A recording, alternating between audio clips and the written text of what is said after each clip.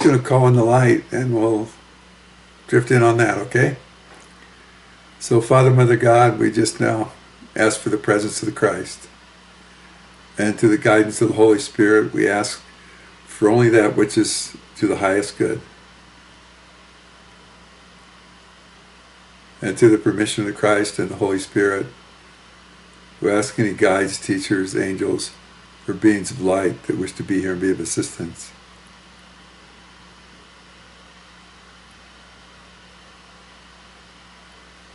We ask for this in perfect love and perfect understanding, keeping in mind the destinies on the planet, and will be done.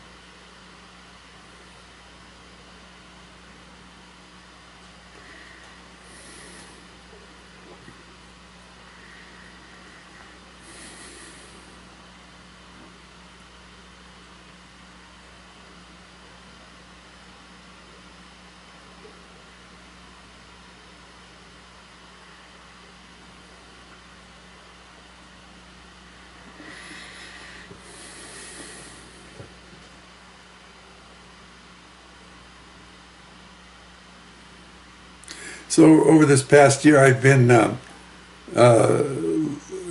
looking a lot at spirituality and science, and the various permutations of how people use science or how they think of it, how material science works, and the strengths and limitations of that. And then there's spiritual science, or the spiritual scientist, and that particular perspective. And so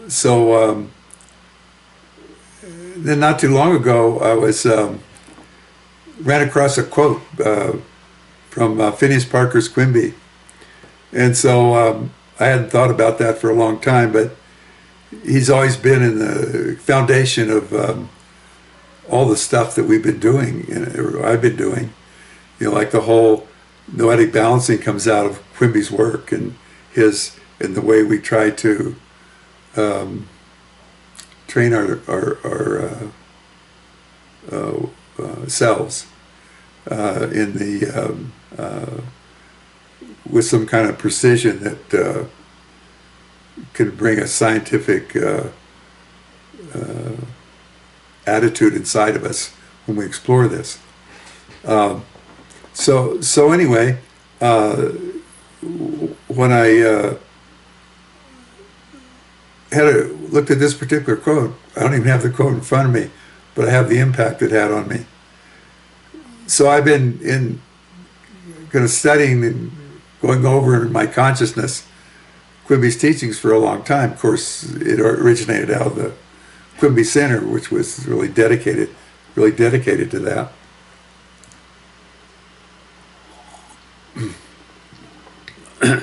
And so, I'd read a lot about, the science of the Christ, and the, Christian Science, and the science of mind, all that coming out of his work and the New Thought movement.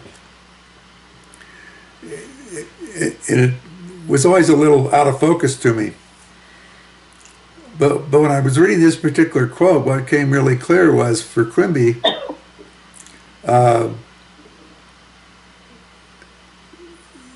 the soul, the Christ, and science were synonymous.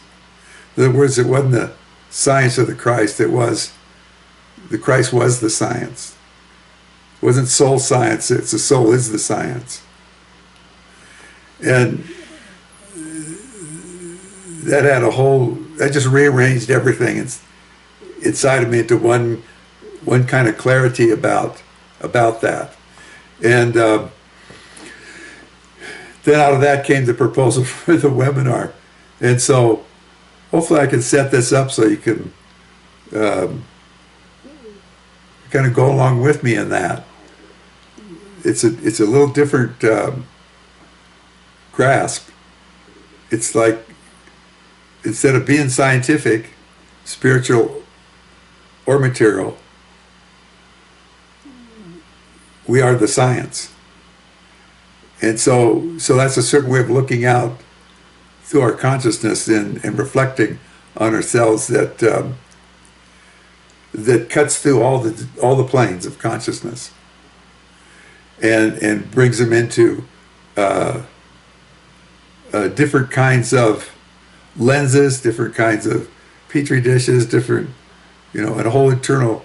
So the levels of consciousness that we've been making all these messes on all these millennia, or each one's a particular aspect of a laboratory, and then our relationship to that inner and outer world and how that reflects on each other comes into that focus. Anybody inspired so far? Okay, so far so good. Okay, good. It's something you have to get hold inside and then have it take you.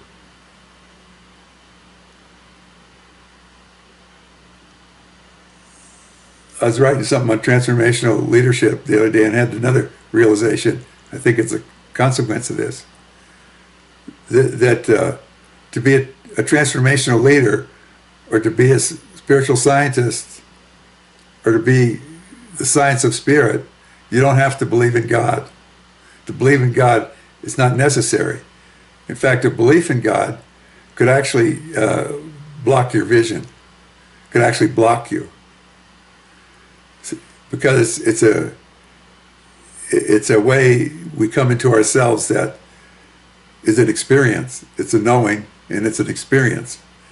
And it transcends belief. Now, we may develop beliefs that support that, or attitudes that support that.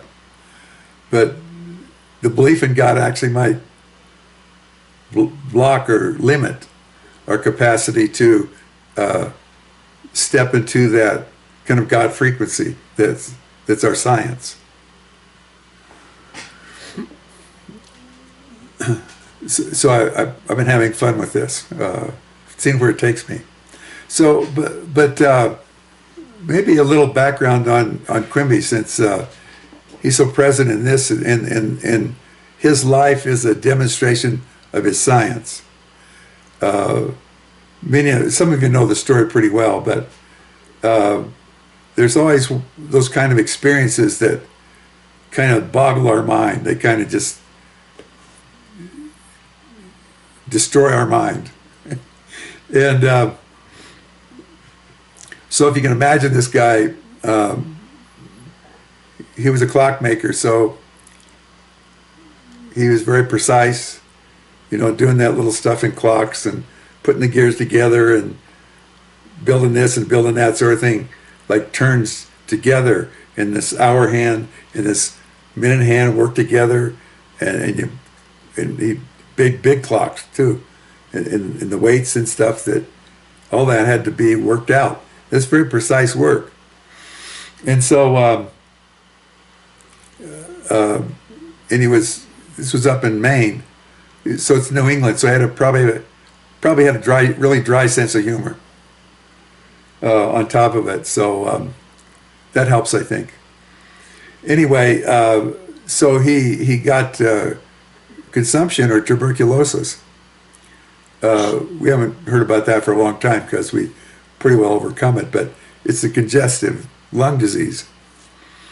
And the medicine at the time had a bunch of beliefs about that, about what you do to treat it and what it is and how it behaves and how you're supposed to take care of yourself. In fact, they developed whole retreats for people with tuberculosis so they could rest and get fresh air and and they may have had such a good time they forgot they were sick and it went away. I'm not sure how it worked. But for Quimby, he was a very precise man, so he was following the prescription. In this case, he was the minimal exercise and get fresh air. So he was in his buggy, trotting along, fresh air, nice New England day, and something frightened his horse. And it ran, it bolted, and he had to very extraneously exert himself to bring it under control, which was the opposite to the therapy. So by the time he got it under control, he was, catching his breath and sitting there, and I'm telling the story like I was sitting there next to him, but it may be so. Maybe we're going to have a lot of intimacy with this guy in this process. Maybe he's reasserting himself somehow into our psyche, which is kind of good because he was pretty clear consciousness. So he noticed that how it is when you come to the end of something like that, you're trying to collect yourself. Well, the self he collected didn't have tuberculosis anymore, didn't have consumption. So this convergence was got him going. So he did a lot of study. He went and studied with Mesmer. He practiced. He found out what can you find out or do with hypnosis. He got interested in, can you use hypnosis to access information? Can you kind of bypass the mind and go into the essence of something and get information about disease? And he even trained an assistant that he would hypnotize and get him to channel answers to diseases. So in this process, of course, he's learning a lot about consciousness, about how the high self works, how the unconscious works, how beliefs function in the field of energy.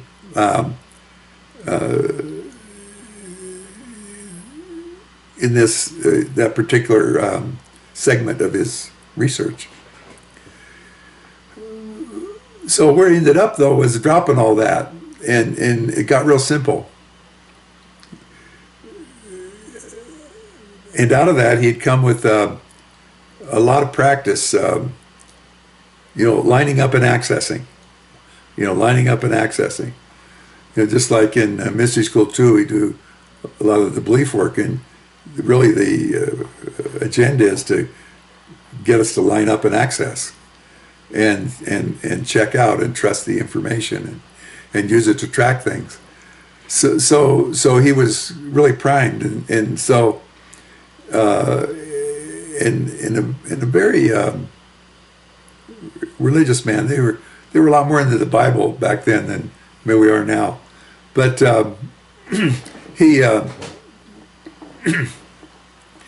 it finally got very simple to him, where he realized that just being present with someone, the kind of rapport or energy that built up was very powerful, and that it somehow linked together the material and numinous parts of our consciousness, so they were all in the conversation, and he trained his observation to where he was clear of biases, that he was just present with what is, what is there, and he'd understood that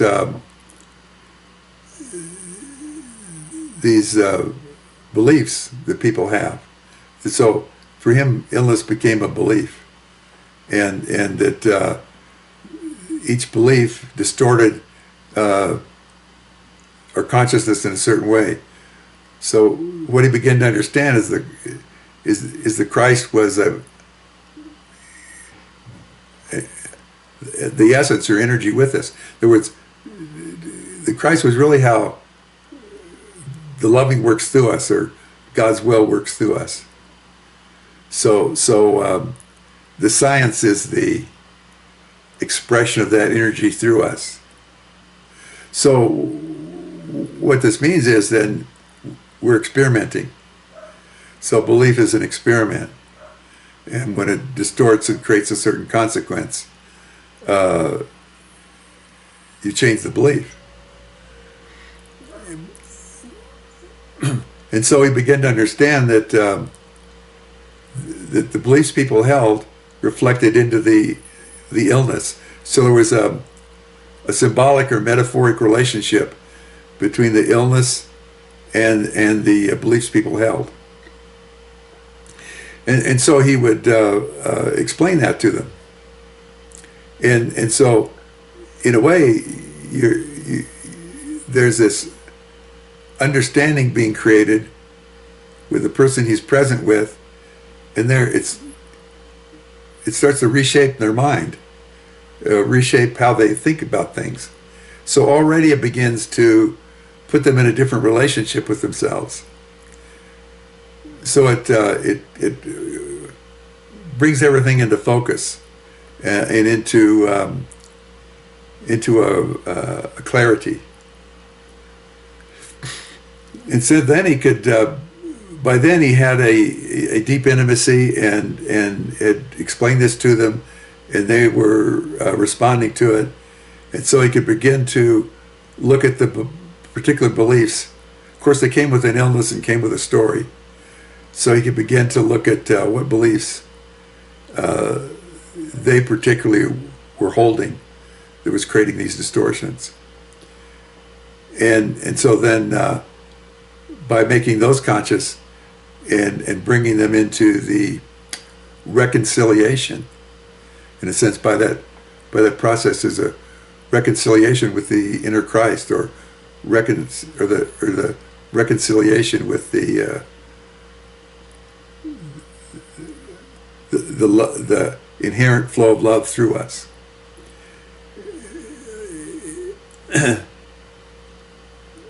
And so that would allow a kind of safety and security, and the beliefs could be deconstructed. So once that occurs, then, well, what takes its place? Well, there's the kind of archetypal pattern, the science working through the person in their evolution has been running their experiments. So that science in them begins to look at the new results and to change their countenance or change their construction. And as they're doing that, he did what he called just working with them silently. In other words, there was as they processed, there was increasing rapport. So as they sat there, the energy just kept building up. It's almost like the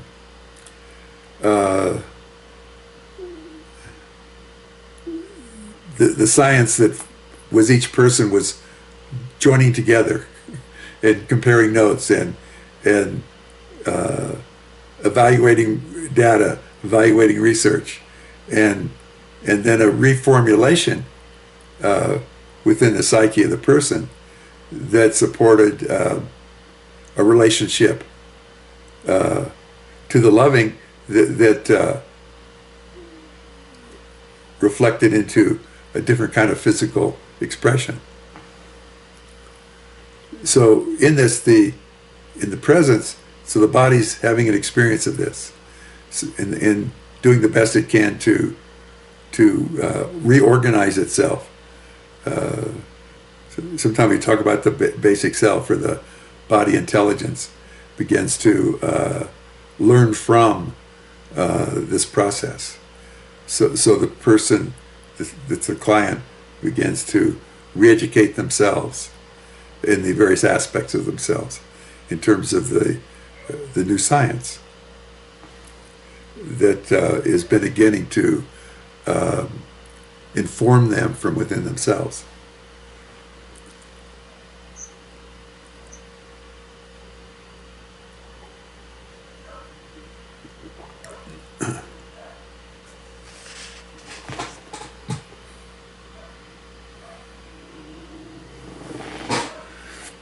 So that's a lot. So I'm going to ask for questions and responses from people, even if it's just a vote for the viewpoint, whatever.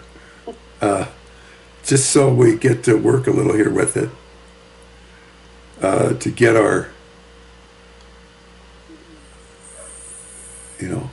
scientific juices coming, the science of the spirit.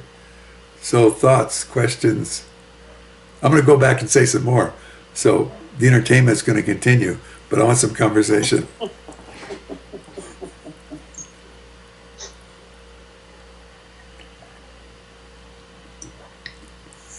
Yeah, Rosie?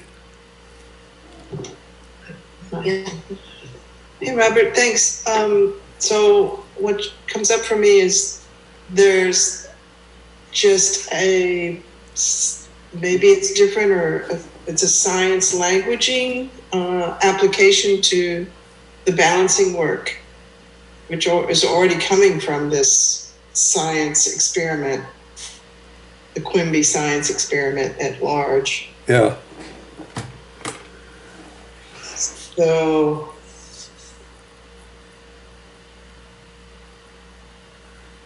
you got anything more precise in there other than inspiration? Well, let's see,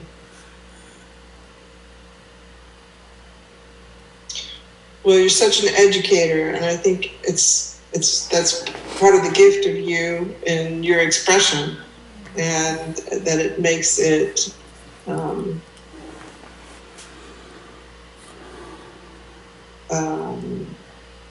I was going to say easier to understand or easier to grasp. So, I mean, I am certainly having an experience inside of me in the process of listening and taking the information in. So can you say more about that experience? Pardon? Can you say more about that experience? I can say that, that's part of the experience is the languaging. So it resonates. Resonates, definitely. And when it does that stuff as a movement. Yes. And so it seems like we already know this. It's already something we're doing, but there's a languaging opportunity with it. There's resonance in their movement. And also when there's resonance, there's internal communication. Because there's octaves. And as those levels resonate, you have access to something. Okay. And that might come in first as just a feeling.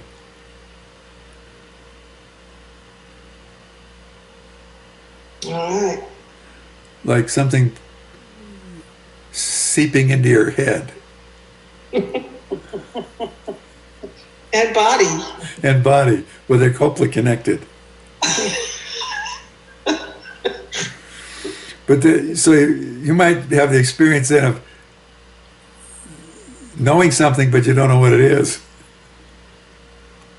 Yeah, sure. Yeah, so that's available then. But that makes me go into the word listening, that's a quality of listening. Yeah, so you don't have to struggle for what to say, you just have to realize that if there's a sense that there's something there but you don't know what it is, that's not an issue. That's a state of consciousness. It's a readiness. That means you have access. Okay.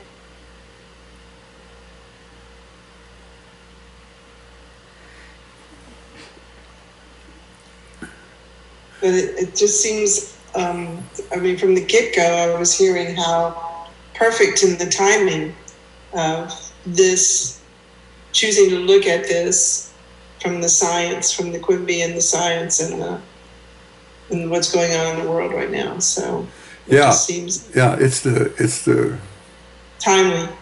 Exactly.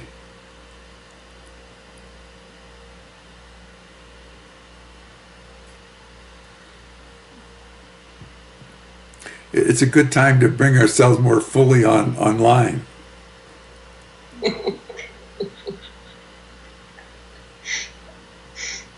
and give us a little more experience beyond our ego states. Which I'm sure in the 5 days I'll say more about. Thank you. Who else has a thought about this? Or, yeah, Anne. Well, I don't know about thought, but I'm having a bit of dissonance about it, just because to think of science as being just dropping down into, you know, whatever it is to figure out your beliefs or whatever, when I'm thinking science is analytical, right? So more mental. And so I'm having like, you know, trying to reconcile science with, you know, that part of me that says, oh, I want to quieten down, I want to get in touch, and that to me that would be like getting away from science. So yes, maybe it's just a word or something. No, this is important, because that's exactly the case. That's normally what's thought of. So there's been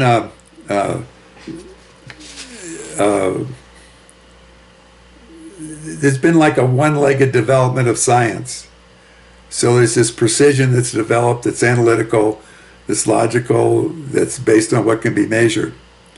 And so there's a lot of training there, doing things that very precisely. So in my Quimby story, his version was making clocks. See, he didn't give that up just because he woke up to this other place.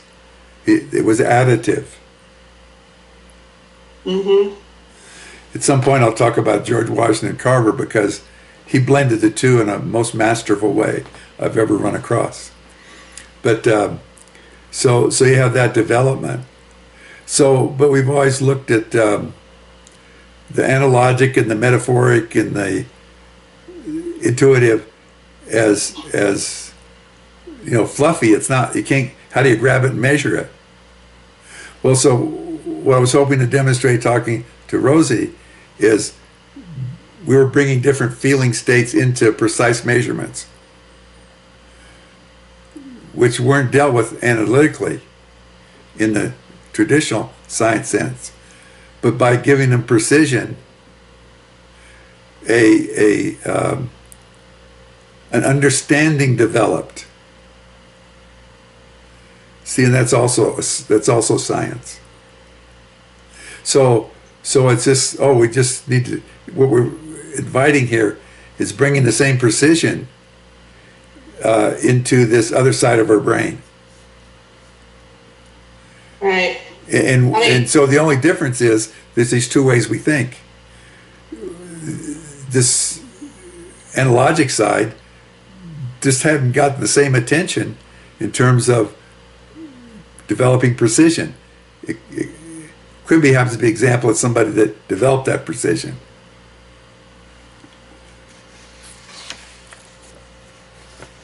Well, I mean, my experience with the replacing beliefs is that it's quite precise, right? Yeah. So for you, it's a semantic issue. See, you practice using certain tools in the belief laboratory, in just the kind of I don't know if you took chemistry in high school but you know, we put stuff together, and depending on what happened, it was either a successful class or I had to leave the room. But but that was that same kind of training. And so the more we practiced, the more it was just like chemistry. See, so there's a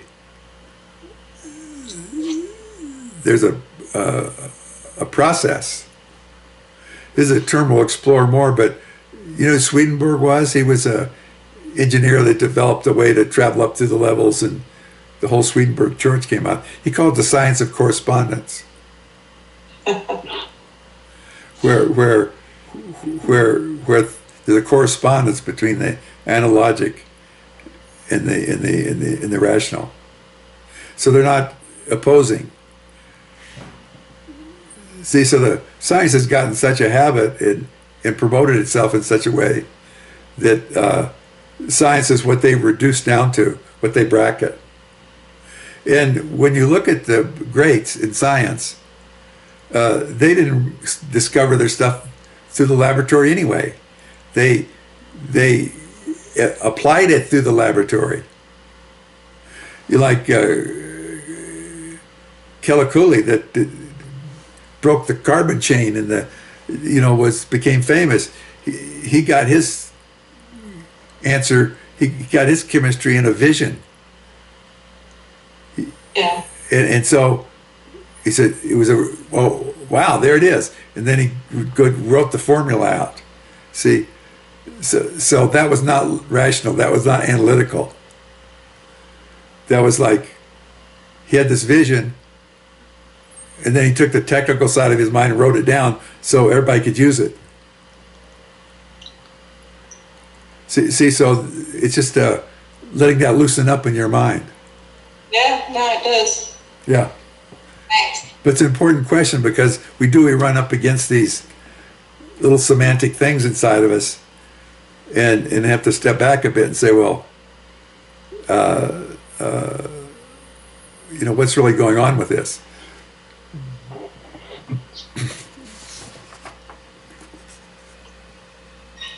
Robert? Yeah. Who said Hi, that? it's Karen. I didn't forget you, Barbara. Yeah,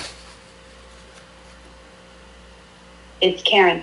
I know. I was Can you telling hear me? Barbara I didn't Okay. forget her because she had her hand up a little while ago. Oh, I'm sorry. Okay. That's okay. Yeah. Are you going to go? Yeah. Okay, go ahead, Barbara. Okay, so I don't know a lot about Quimby at this point, but when You know more than you did before we started. I'm sorry, what? You know more than you did before we started. Yes, absolutely.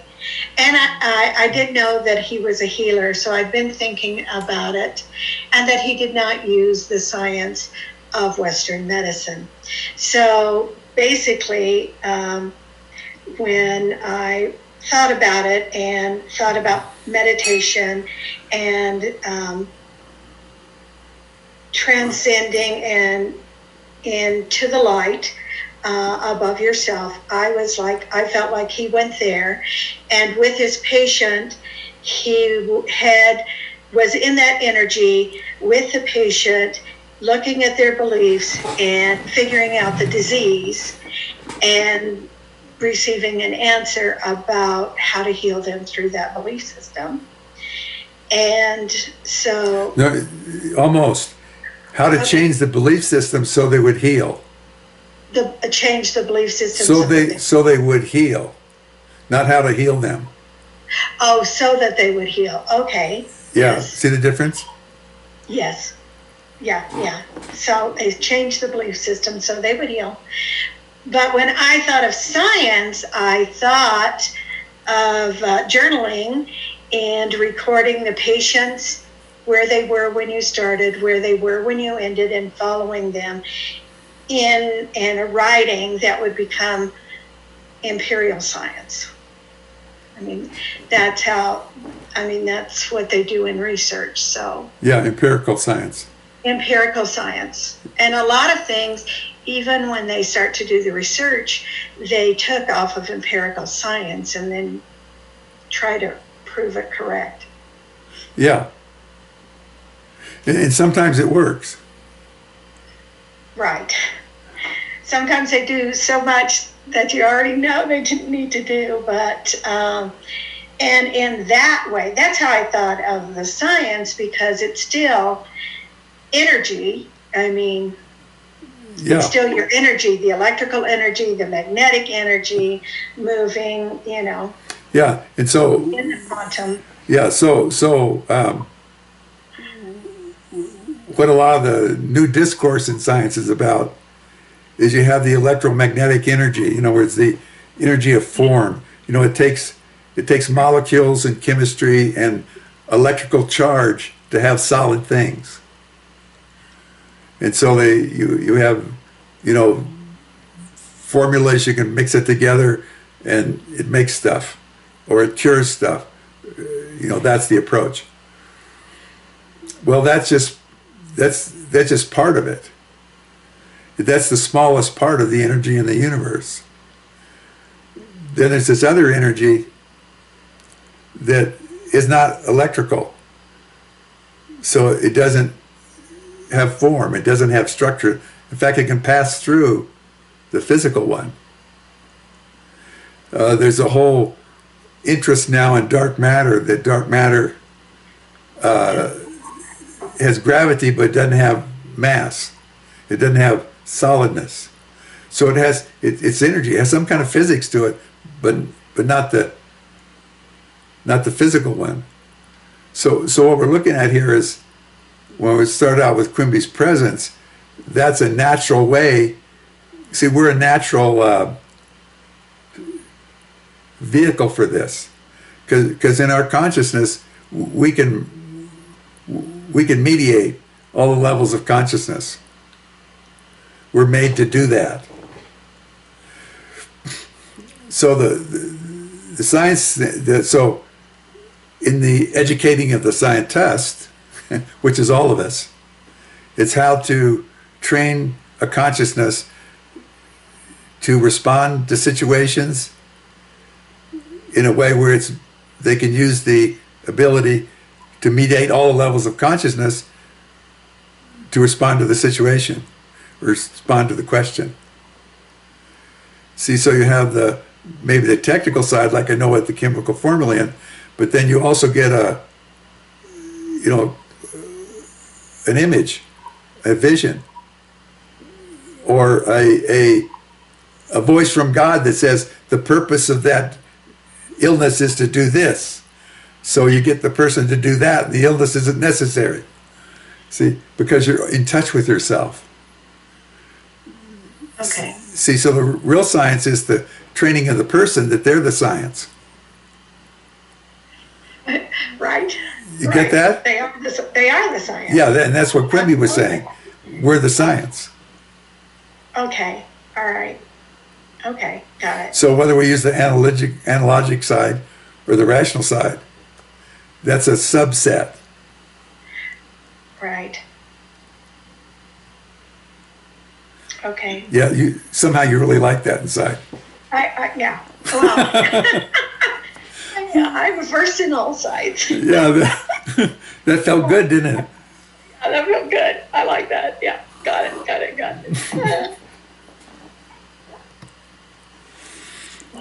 Okay. Thank you. I think there's Karen. You're next.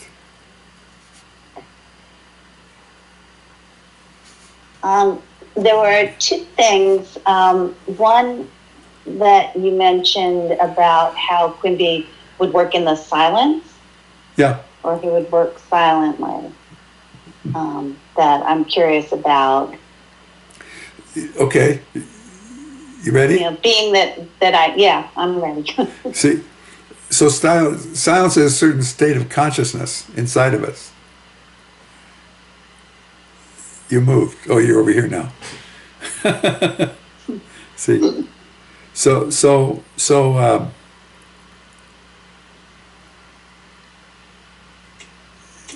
when we get past the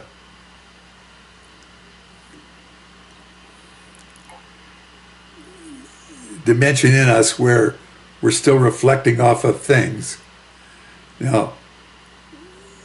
there's the physical material world, but then we also have a lot of noise on the other levels. Our emotions are making noise, our mind's making noise, our archetypes that are having a war, whatever. See, but you get to a place where there's a settling of that, where they all come into peace. And so that's a state of silence. In other words, there's nothing in that space. I don't know if it's like a Faraday cage or something where they keep all the vibrations out. I guess we could call it a Faraday cage. You know what a Faraday cage is? It's an insulated mesh box where no frequencies could come in and out of it. It's like a no vibration space, physical vibration space. Anyway, so in that silence, we enter into a zone where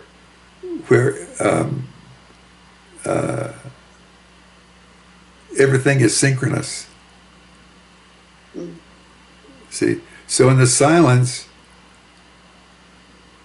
it allows God to talk to itself through all of its pieces. Where before our issues and our noise had kept God back. It could only talk through our limitation. Does that make sense? Mm-hmm. Yeah. So in that silence, when we're just present in that silence, love can have its way. God, we've set up a condition where God can remodel a house if it needs to, or from that place we could travel, or in that place everything can come into one. So of course that's great, because then every element in us starts to resonate with that and gets enveloped in it. So in that state of silence, the love can be complete.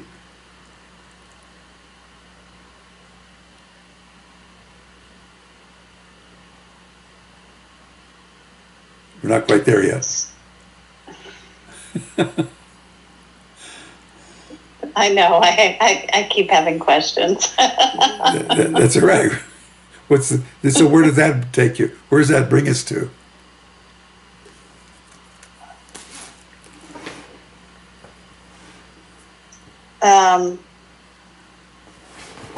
Well, who is he while he's working in the silence? Nobody. Okay.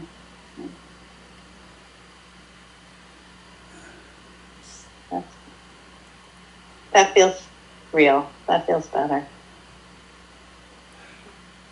But aware of himself present as nobody. See, what is somebody? Well, that's the ego's business. It's identity, it's how people see us, it's reputation, it's accomplishment, it's how important we are, how many setas we've collected to do powers, whatever else. How much money we have. See, that's all the ego stuff. And that's not bad. That's just an organization. But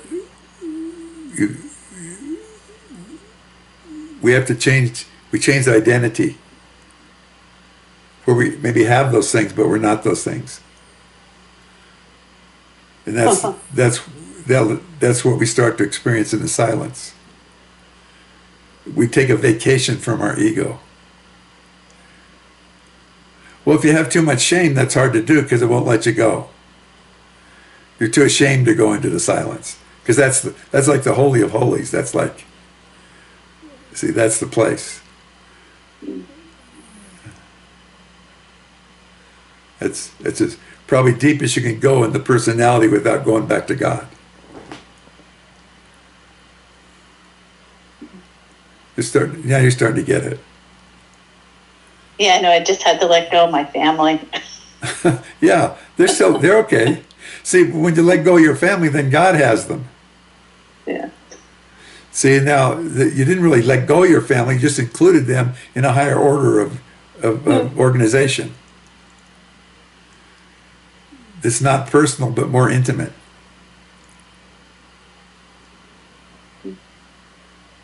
So what you really had to let go was managing your family. Makes sense. Yeah.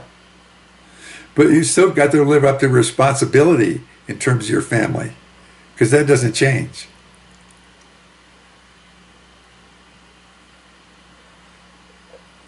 And thus the language of doing the work in the silence. You provide them with silence. In other words, by you going into the silence, you expose them to science. Oh. In the heart of this science is love will have its way.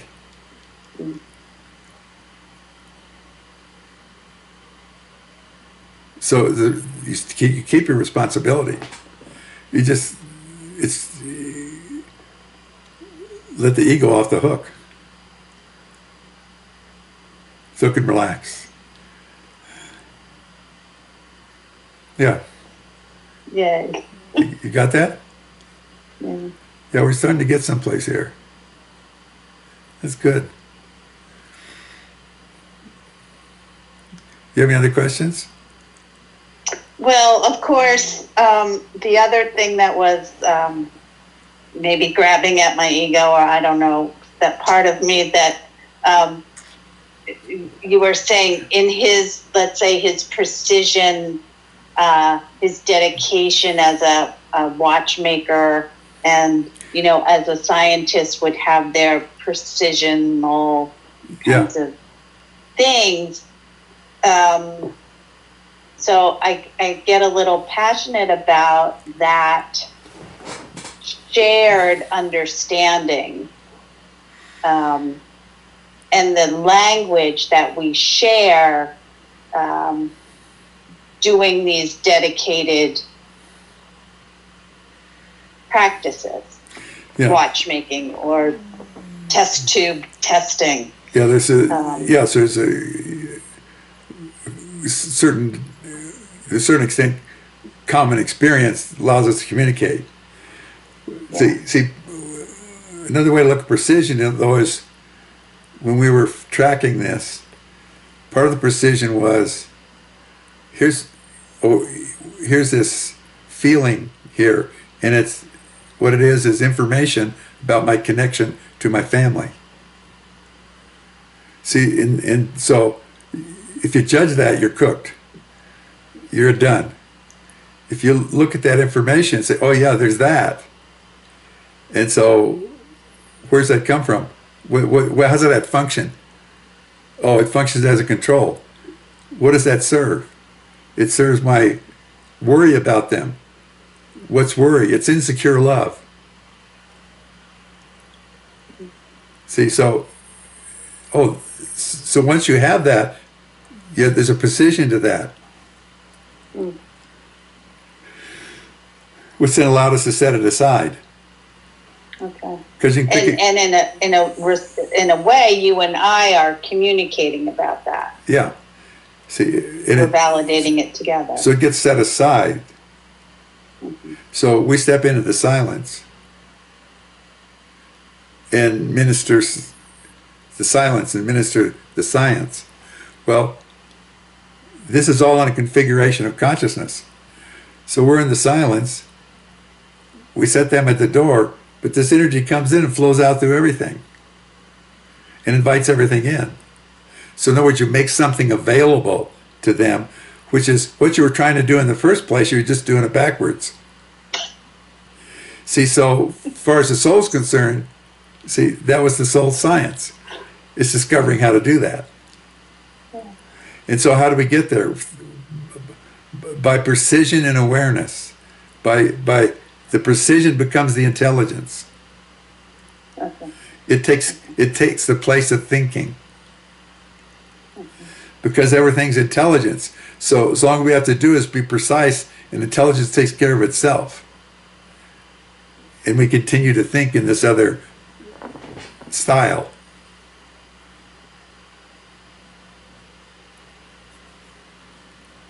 So I guess it's irrational thought. I'm not sure how to say this, but I don't know either, and I know I need practice. yeah, so that's it. We practice and keep refining. And then every once in a while we get enough experience to have a little quantum jump. See? Because we keep training, we keep refining the instrument of our consciousness.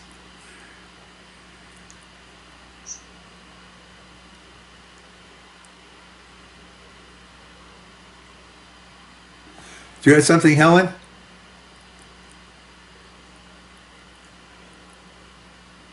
I can't hear you. There you go.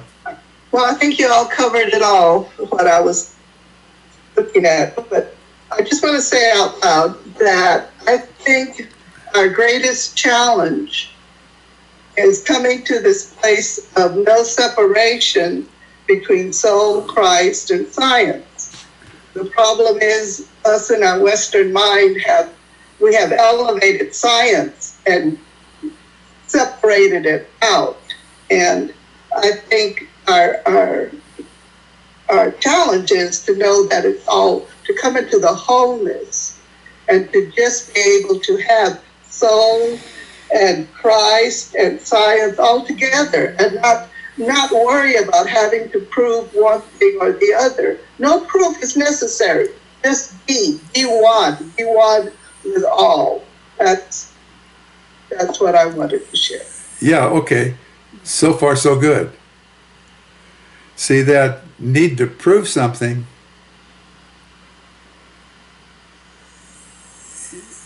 is valuable because it's all, once it's cleaned up, it becomes the need to demonstrate and apply the wisdom. See that in the proving of something, it comes out of an insecurity or a lack. Once we clean up that lack and don't lack, we are at home within the way it is. We still have this impulse to elaborate, to create, to synthesize, to explore, to build, to see, to help. See, it just is no longer contaminated by our own arrogance. Right. So if we get arrogant about our spiritual belief, we're still in our way. Because that's another separation. Right. Good. So we're always aware, vigilant of any positioning we're doing or getting stuck in. See, so that we can use that and not be abused with it. Okay. So this takes a great study in ourselves, so we get to know how our particular eccentricity works. You know, what laboratory have we assigned ourselves? Yeah. Right.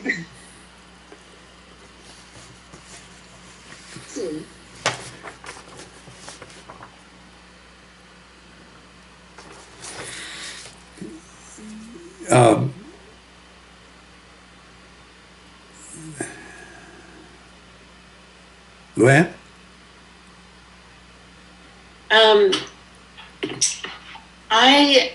Hi, by the way, and hi everyone. I got really excited about the idea of silence as precision. And what I'm noticing, my heart started to kind of race about that because I have such a fondness for silence. And I also have a fondness for saying what comes from it. But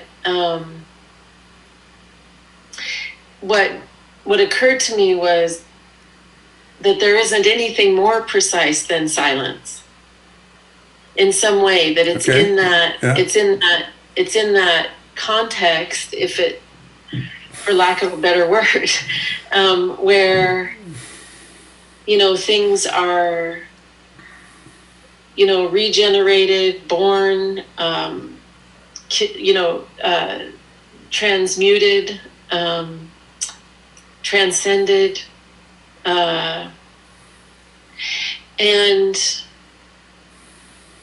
no one really knows that, like a poet knows that, or a writer knows that, where it's the space, it's the pauses, it's the moment. Yeah, right. There's a whole musical expression there. Yeah. Yeah, like negative space when it's a visual aspect of silence. And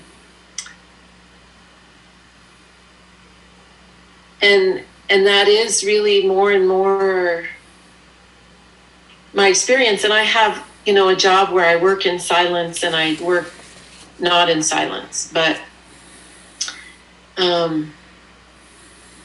I just wanted to share that. It was just sort of a kind of a vote for the quiet, really, for me.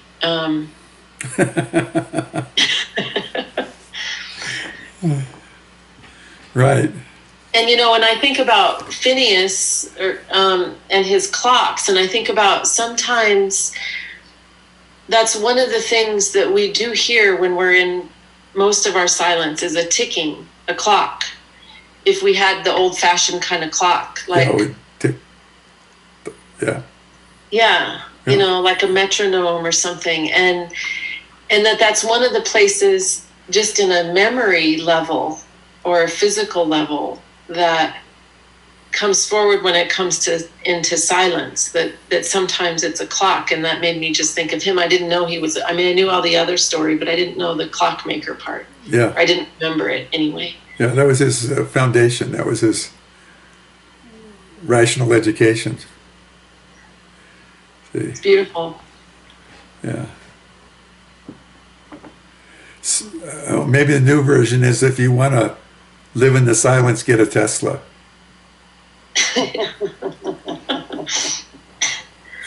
Yeah.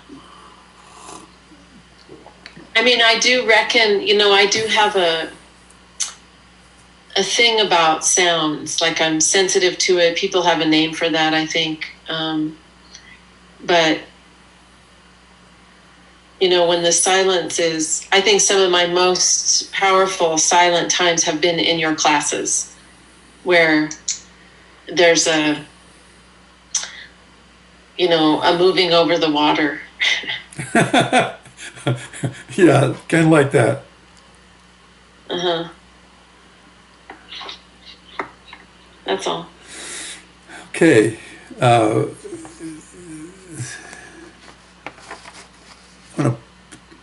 There's a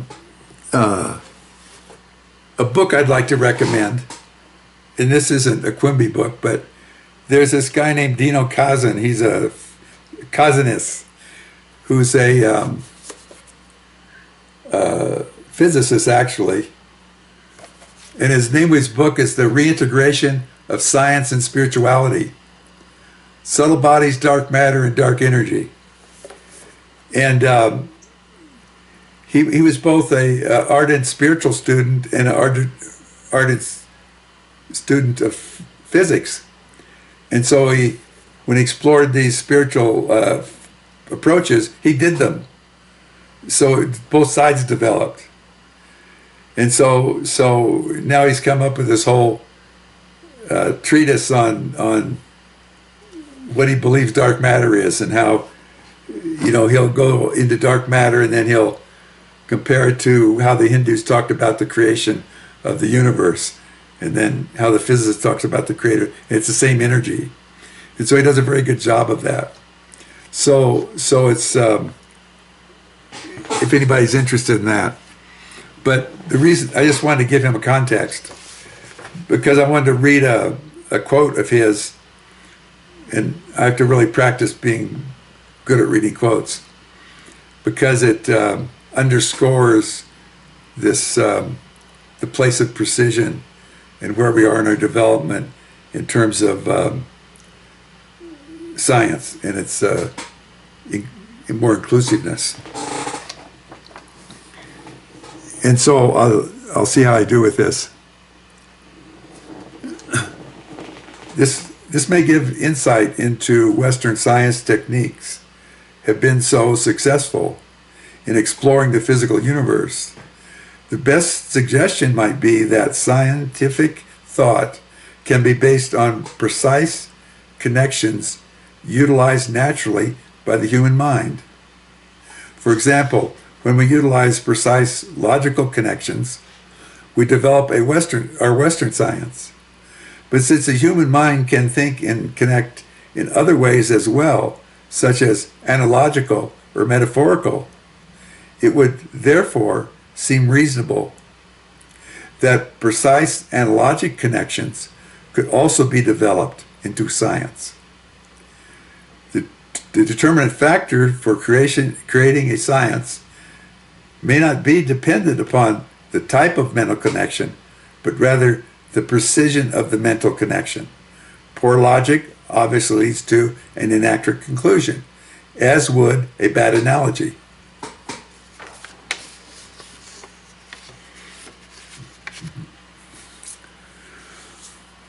So there.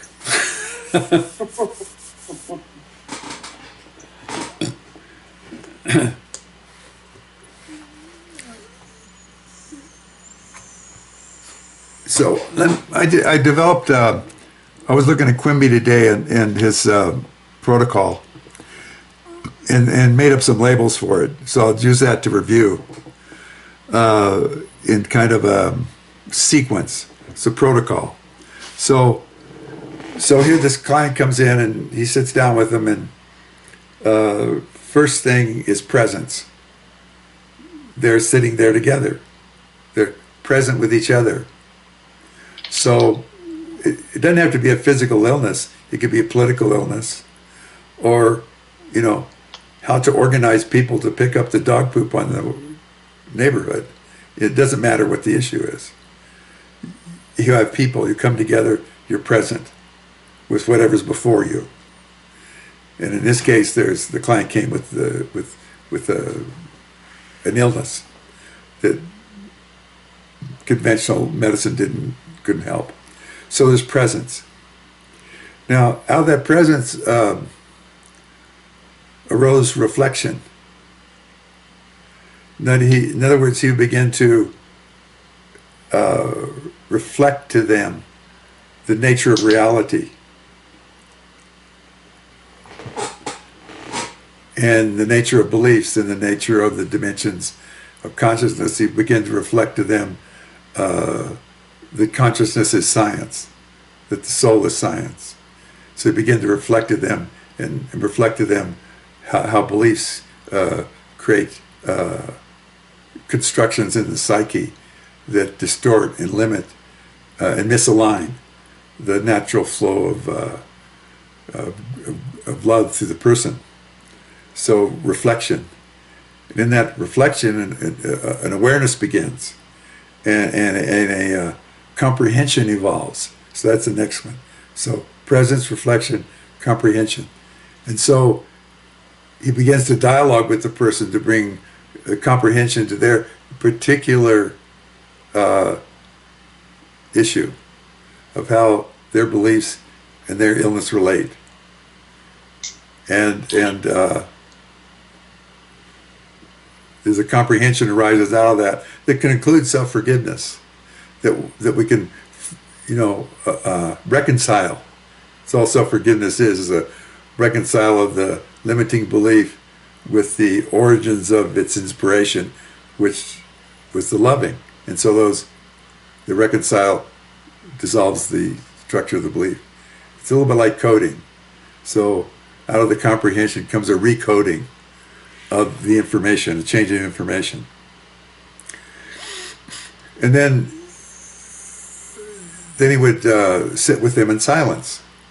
It was create that condition that started with the presence, work through the reflection and the comprehension, which makes then available this deeper silence. And so they'd be present in the silence together, which invites the science from within the person.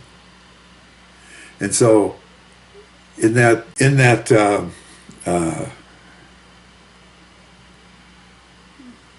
place of silence, there's the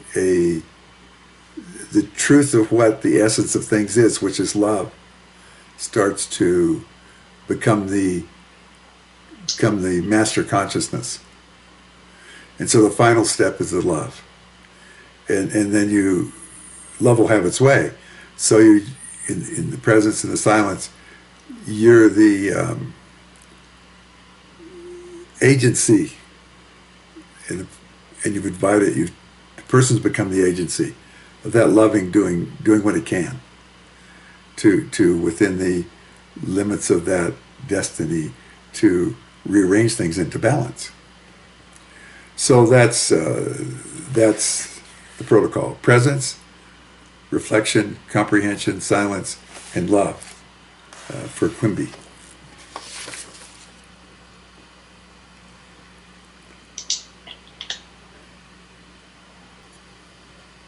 Yeah.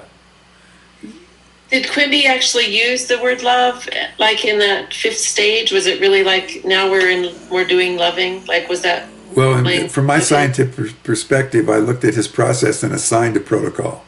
Oh, okay. So yeah, essentially, he called it the Christ. Okay. It's a love, but you know, I pretty well come to the see. It takes a long time to really get hold of what love is. Love, and once you start getting that there's unconditional love, which supports all of our crazy any way we want to do it, but always working through everything to actualize itself through everything.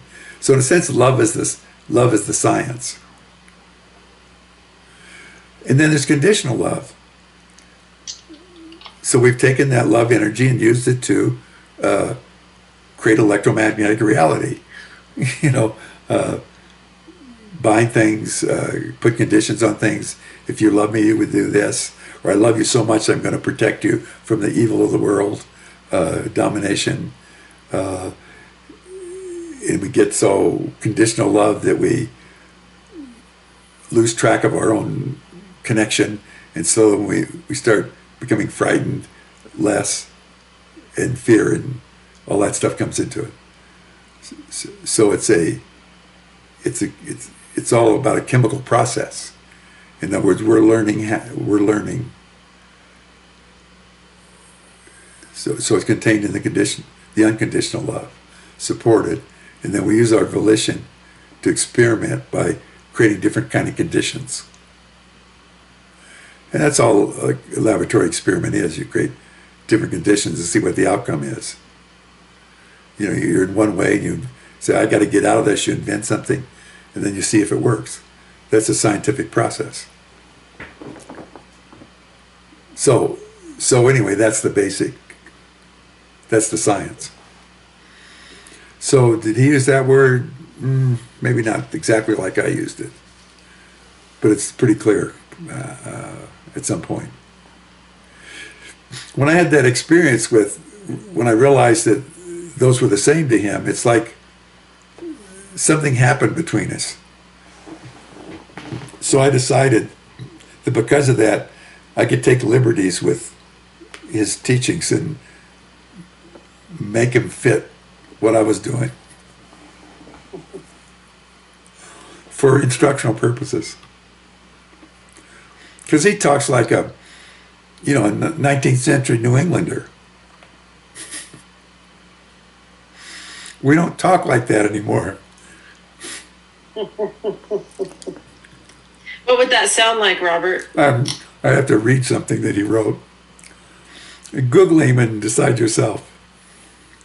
There's one group that I found when I was Googling his stuff that actually has a manuscript, has his picture up there, and then they put a voice to it where the little Quimby picture moves his lips and talks. The stuff that's written there. I've seen that, and his eyes move back and forth too. Yeah, so it's fun. So if you want to know what it sounds like, go there. So wasn't he also a contemporary of like Emerson? Yeah, he was part of the transcendentalist zeitgeist, their impulse. So there's a few masters came in to kind of set the stage here. and this was his part.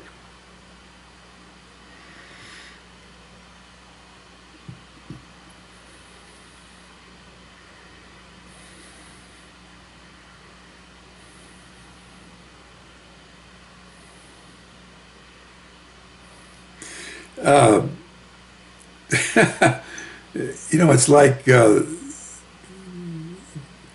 there's a school on the inner planes that's shepherding the American evolution. And just getting into this conversation, I don't know what it is, but they're staging something. So who knows what we're contributing our energy and our love and our intellect and our reflection to here. Allowing our consciousness to reflect and clarify and see when we do it, it's makes a contribution into the collective. So who knows what's really going on? See, it's really about we're God's experiment. Oh, okay, yeah. So we're kind of have an agency to be this consciousness that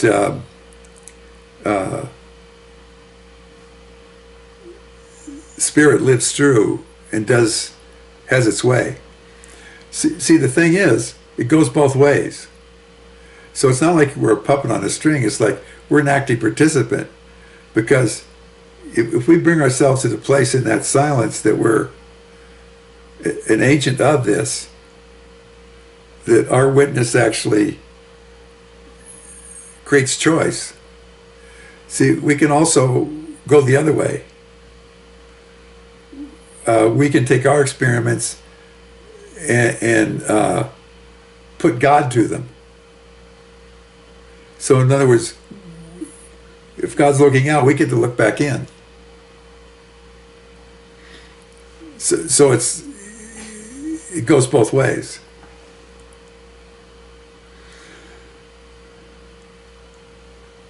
So if you need God to explain something to you, you just turn in. Well, I like to be of service and do God's will. Well, also, you're created out of God's will, so turn it the other way. And in that level of loving that's the silence, you're also God's will, which is you coming into what you are.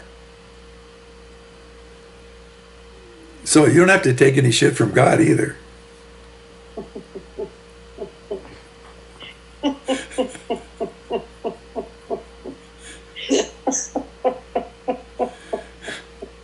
I think when St. John of the Cross finally came to a place where, you know, he was kind of, this is paraphrasing, you know, when all this is said and done, God's going to owe us an apology.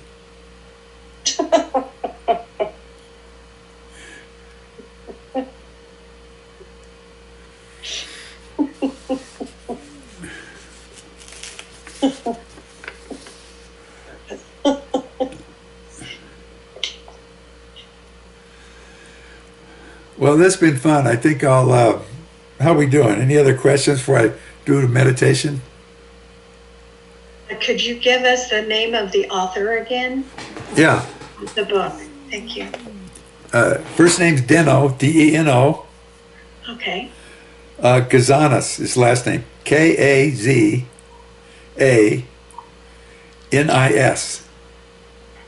Okay. Got it. And the name of the, yeah, if you just Google, either Google that or search it on Amazon, you'll come up with the book. And the title of the book is Reintegration of Science and Spirituality. Subtle Bodies, Dark Matter, and Dark Energy.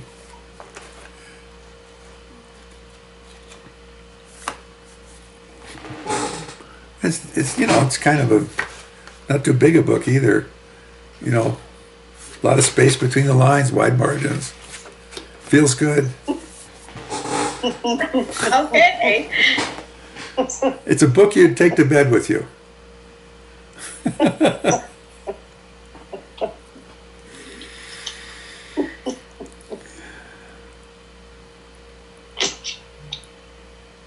Okay. So let's kind of shift a little bit here.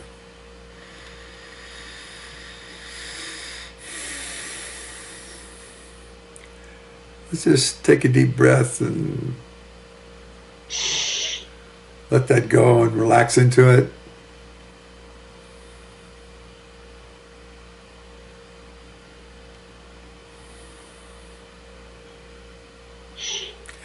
And let's just imagine that we're sitting in front of ourselves.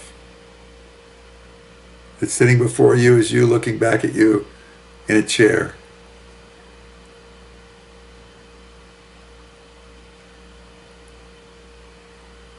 And the one in the chair looking back has come to you with a particular issue,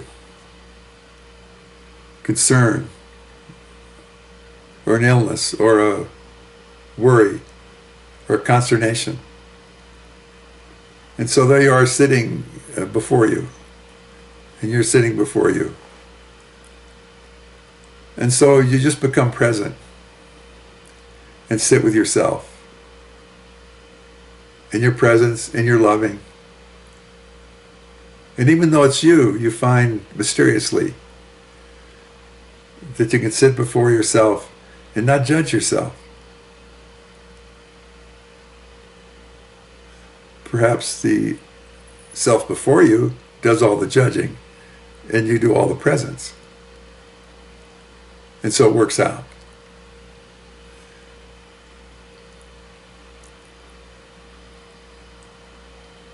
So since this is an issue with yourself that you have, it's an area where you may not be clear or caught.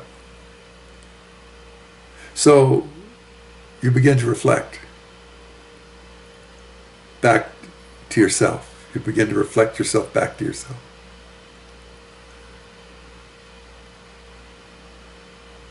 And each time you do that, you watch the loving, watch the energy.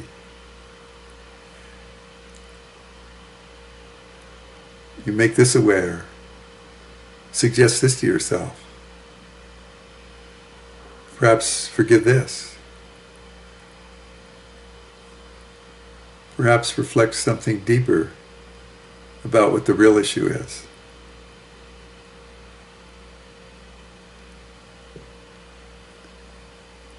So keep reflecting and trust this process of reflecting back to yourself. And we're in this meditation, we're watching ourselves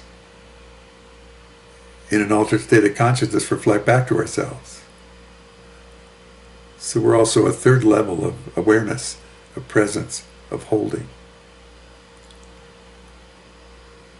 So just allow yourself that's doing the meditation to be the God level of the presence.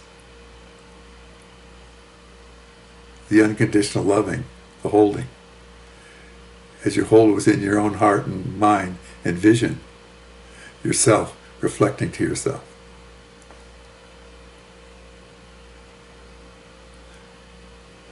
And at that level, it's easy to trust. So as you continue, a comprehension arises. You begin to understand, you begin to see the relationship. That the unifying thread of your love, of your issue, of the manifestation of that, of the effect of that, leads to a resolution within you.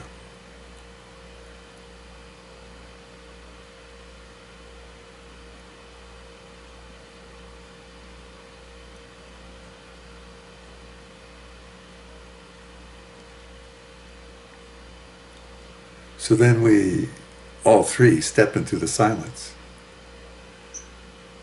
And as we step into that silent place,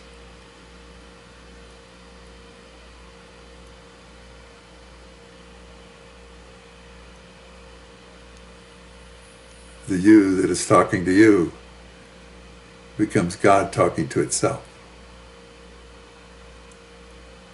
And so the loving starts to move. in and around and through you.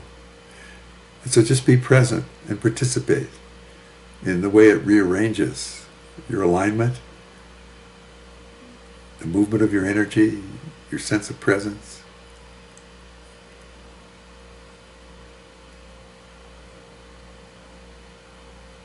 As you do, you just move deeper into the silence, into the loving, into the participation of the self of science.